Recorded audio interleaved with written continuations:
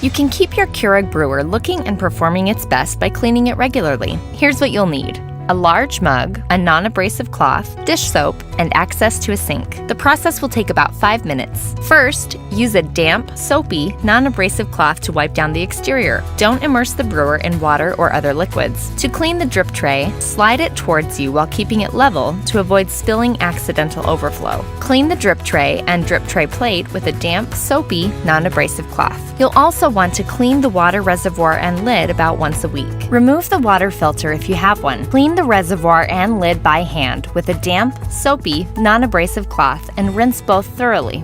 Never dry the inside of the water reservoir with a cloth, since lint could be left behind. After cleaning the reservoir or after brewing certain beverages like hot cocoa, be sure to run a cleansing brew. To do this, place a mug on the drip tray and run a water-only brew using the largest cup size. Remember, do not use a K-Cup pod while running a cleansing brew. You may also use Keurig rinse pods, a simple, fast, and convenient way to reduce flavor carryover between brews, ensuring the best tasting beverages every time. After each use, allow the frother to cool, and then rinse before placing the frother and lid in the top rack of your dishwasher and the whisk in the utensil basket.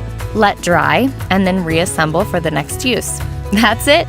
Your brewer is now clean and you're ready to brew. Regular cleaning of your brewer, which includes descaling every 3 to 6 months, will keep it working at peak performance.